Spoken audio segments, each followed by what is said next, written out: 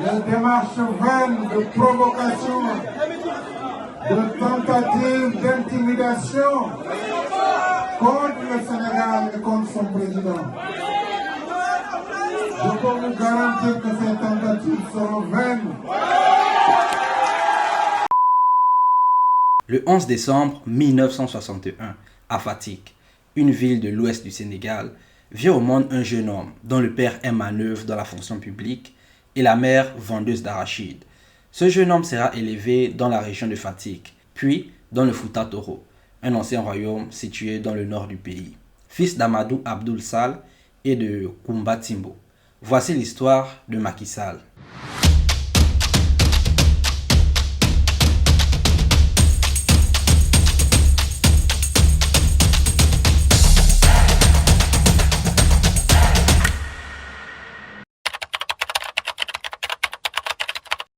Alors que son père est membre du Parti socialiste sénégalais, Macky Sall fréquente les maoïstes au lycée. Puis, durant ses études à la faculté de Dakar, il entre dans le mouvement marxiste-léniniste. Le maoïsme est un courant du communisme développé au XXe siècle par Mao Zedong, chef du Parti communiste chinois. Et le marxisme-léninisme est une forme de mélange de pensée du philosophe allemand Karl Marx et du dirigeant soviétique Lénine. Macky Sall poursuit sa formation et devient ingénieur géologue et géophysicien formé à l'Institut des sciences de la Terre à Dakar, puis à l'École nationale supérieure du pétrole et des moteurs à Paris. Après avoir terminé ses études, Macky Sall va travailler dans le secteur pétrolier du Sénégal, où il va occuper des postes dans des entreprises publiques et privées, acquérant ainsi une expérience dans le domaine de l'énergie, ce qui va lui permettre d'être le directeur général de la Société des pétroles du Sénégal de décembre 2000 à juillet 2001. À la fin des années 80, il intègre le Parti démocratique sénégalais d'Abdoulaye Wade, où il occupera la fonction de secrétaire général de la Convention régionale de Fatick, et ce depuis 1998. Puis, président de la cellule initiative et stratégique de 1998 à 2008. Il reste fidèle à son dirigeant en devenant président des cadres du parti et participant ainsi à la campagne du SOPI, campagne de l'élection présidentielle sénégalaise de 2000, qui porte Abdoulaye Wade à la tête du pays. Proche collaborateur du président, il espère intégrer le gouvernement, mais devient directeur général de la Société des pétroles du Sénégal de décembre 2000 à juillet 2001. Société dans laquelle il a occupé le poste de chef de la division banque de données pendant plusieurs années et conseiller spécial du président de la République, chargé de l'énergie et des mines, d'avril 2000 à mai 2001. De mai 2001 à novembre 2002, il est ministre des Mines, de l'Énergie et de l'Hydraulique. De novembre 2002 à août 2003, il est ministre d'État, ministre des Mines, de l'Énergie et de l'Hydraulique dans le gouvernement dirigé par Mamadi Boye. En juin 2003, en réaction aux propos de Nicolas Sarkozy sur les Chartés, il met en œuvre l'expulsion de 9 Français du territoire. D'août 2003 à avril 2004, il est ministre d'État, ministre de l'Intérieur et des collectivités locales, porte-parole du gouvernement d'Idrissa Seck. Il est remplacé au poste de ministre de l'Intérieur par Ousmane Dom. Parallèlement, il est nommé vice-président du comité directeur du Parti démocratique sénégalais en avril 2004. En avril 2004, Macky Sall est nommé Premier ministre. Il occupera cette fonction jusqu'au 19 juin 2007 et détient ainsi le record de longévité des premiers ministres d'Abdoulaye Wade. Peu connu, il s'impose lors d'un discours de politique générale face à l'opposition. Puis, il met en œuvre des projets présidentiels qui avaient été mis en pause par l'ancien Premier ministre Idrissa Seck. Des projets tels que l'autoroute, la corniche de Dakar ou encore le nouvel aéroport. Macky Sall va une fois de plus s'impliquer pour la réélection d'Abdoulaye Wade lors des élections présidentielles de 2007. Mais la relation entre les deux hommes va se dégrader après que ce dernier l'ait ignoré lorsqu'un journaliste aborda la question d'un potentiel successeur. N'étant pas reconduit à la primature, Macky Sall se rabat à l'Assemblée nationale et étant le seul candidat, il devient président de l'Assemblée nationale le 20 juin 2007. Il cherche à convoquer à l'Assemblée nationale Karim Wade, fils du président Abdoulaye Wade, pour une audition sur les travaux de l'Agence nationale de l'Organisation de la Conférence islamique et la gestion de plusieurs centaines de milliards de francs CFA. Autant vous dire que la guerre est déclarée entre Macky Sall et le président Abdoulaye Wade, qui d'ailleurs ne tardera pas à riposter, notamment en supprimant le poste de numéro 2 du Parti démocratique sénégalais qui était occupé par Macky Sall et en réduisant le mandat du président de l'Assemblée nationale de 5 à 1 an. Macky Sall sera par la suite cité dans une affaire de blanchiment d'argent. Un mois plus tard, l'affaire est classée sans suite, faute d'éléments. Plutôt que de se soumettre au président Abdoulaye Wade, il entre dans l'opposition. Le 9 novembre 2008, il fait une déclaration en wolof et en français. Il annonce qu'il quitte le Parti démocratique sénégalais et qu'il abandonne tous les postes qu'il occupe grâce à ce parti. En novembre 2008, avec une trentaine de cadres du parti qu'il vient de quitter, Macky Sall va créer le parti politique l'Alliance pour la République.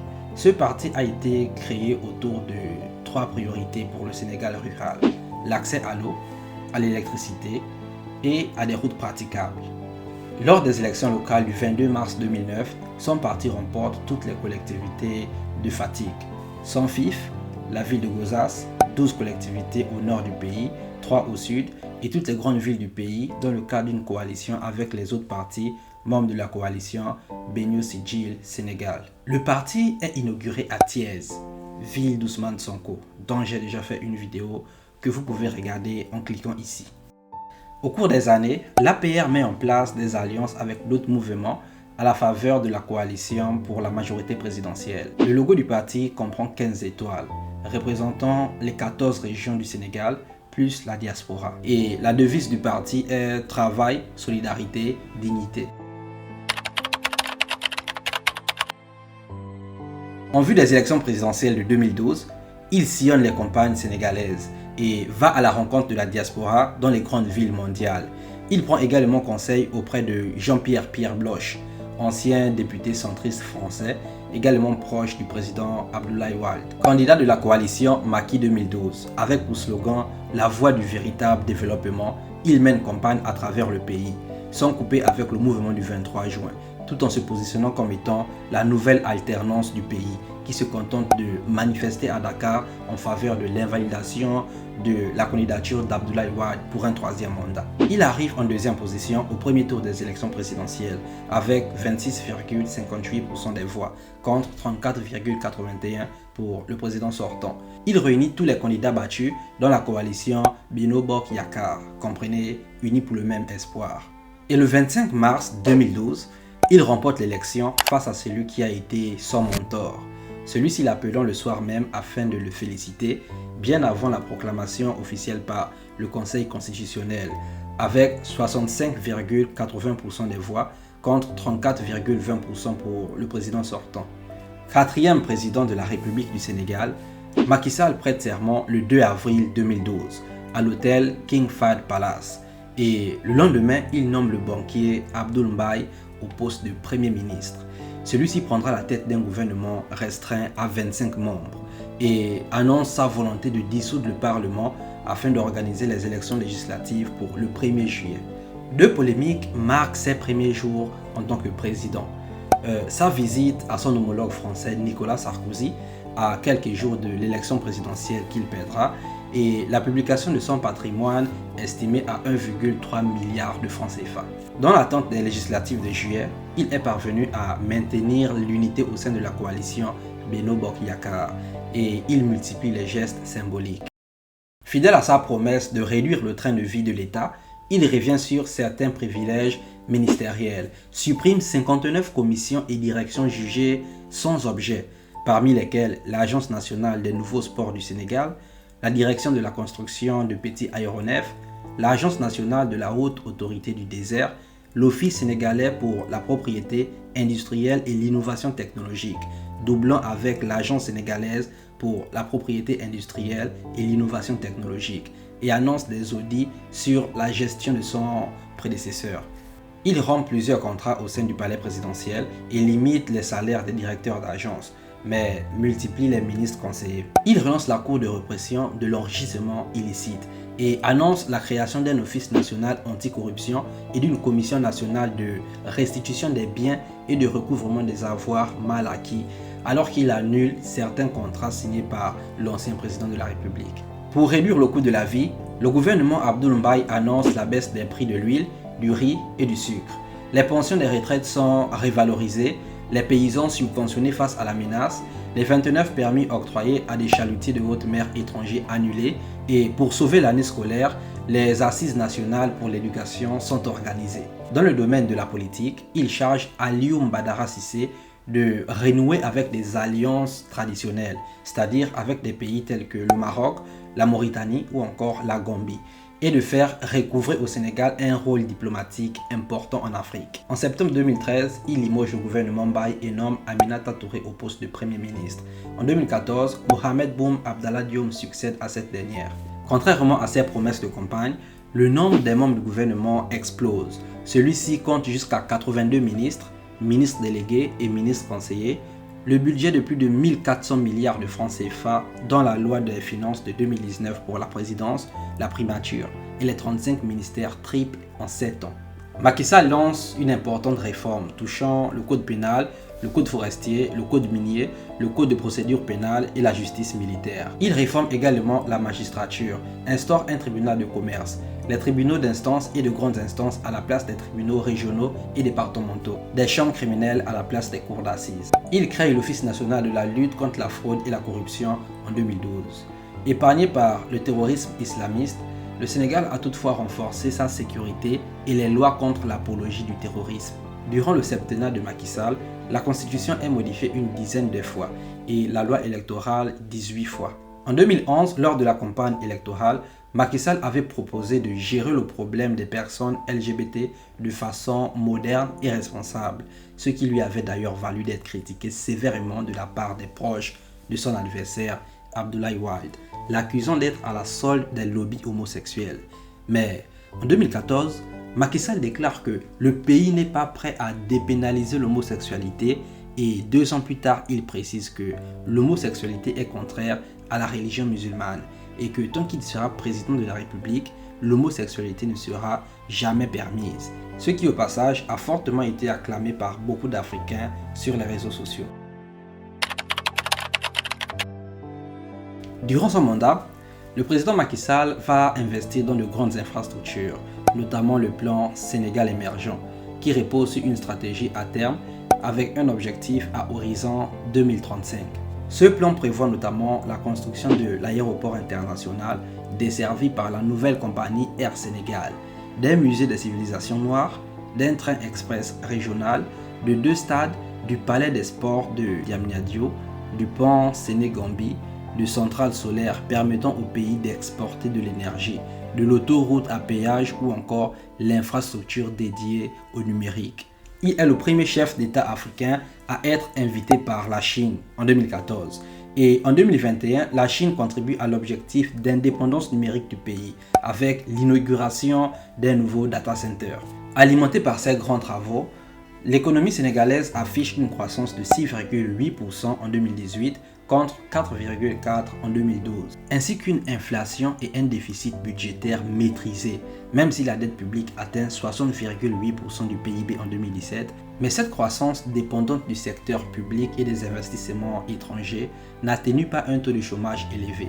Malgré la hausse de production du riz, le pays ne parvient pas à atteindre l'autosuffisance pour cette céréale. En 2013, 80% de la population ne bénéficie pas d'une couverture maladie. Il lance alors la couverture maladie universelle avec un budget quasiment symbolique de 5 milliards de francs CFA pour cette première année. La suite est prévue en 2 phases, l'une commençant en 2014 et l'autre en 2021. Il lance également un programme de bourse pour les familles les moins aisées. Mais malgré ces programmes, le taux de Sénégalais pauvres s'élève encore à 47%. La santé reste chère et difficilement accessible en dehors des villes. Et la scolarisation au primaire et au secondaire progresse. mais les études à l'université restent centrées sur des matières classiques, éloignées des besoins économiques. En 2015, il est élu président de la Communauté économique des États de l'Afrique de l'Ouest, la CEDEAO, qui comprend 15 États de la région. Le 2 avril, Macky Sall prête de nouveau serment, après avoir remporté l'élection présidentielle du 24 février 2019, avec 58,26% des voix. Élection qui l'opposait notamment à Idrissa Seck et à Ousmane Sonko. Après la sortie du livre d'Ousmane Sonko, intitulé « Pétrole et gaz au Sénégal », la BBC va sortir un documentaire qui reprendra certaines accusations portées par l'auteur du livre.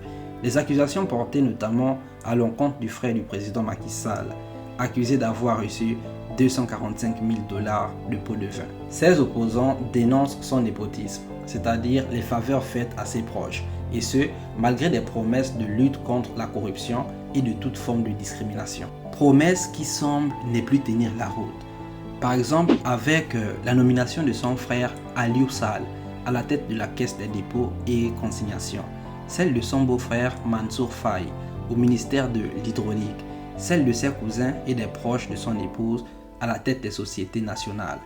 Le 4 mai 2019, le Parlement supprime la fonction de Premier ministre. Le 18 janvier 2023, Marine Le Pen, ancienne dirigeante du parti d'extrême droite français, le Rassemblement national, et candidate récurrente aux élections présidentielles françaises, est reçue par le président Sall. Ce dernier refuse qu'aucune photo ne soit diffusée et demande la discrétion quant à la tenue de cette rencontre, mais l'information sera toutefois rendue publique. Cette rencontre est critiquée au Sénégal, notamment par l'ancienne première ministre Aminata Touré et l'ancienne ministre Aïssatou Mbodj, car les Africains sont constamment les cibles du Rassemblement national et de Marine Le Pen. Les conditions de l'organisation de cette rencontre sont aussi interrogées. Cheikh Hadjibou Soumaré envoie alors une lettre au président Macky Sall, lui demandant s'il a fait un don de 7,9 milliards de francs CFA à Marine Le Pen lors de sa visite. Soumaré sera par la suite placé en garde à vue, placé sous contrôle judiciaire, puis inculpé pour diffusion de fausses nouvelles et diffamation. Il n'a plus le droit de parler publiquement de cette affaire.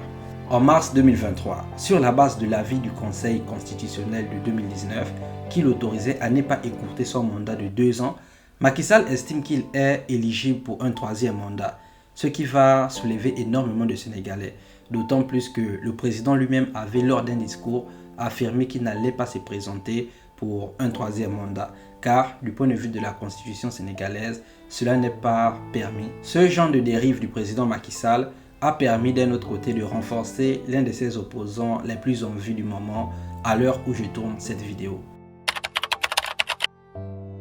L'histoire de Macky Sall, c'est l'histoire d'un homme reconnu pour son engagement en faveur du développement économique et social du Sénégal. C'est l'histoire d'un homme, d'un candidat qui a choisi le combat plutôt que la soumission. C'est l'histoire d'un homme qui a été la voix du changement à une période où le peuple sénégalais en avait le plus besoin. Macky Sall, président du Sénégal, est une figure politique importante dans l'histoire contemporaine du pays. Si vous avez apprécié cette vidéo qui m'a pris énormément de temps à préparer, je vous invite à la liker. Et pour soutenir la chaîne, abonnez-vous et activez la cloche de notification pour ne rater aucune de mes prochaines vidéos. Et bien sûr, la section commentaires vous appartient, alors n'hésitez pas à vous exprimer. Merci et à la prochaine.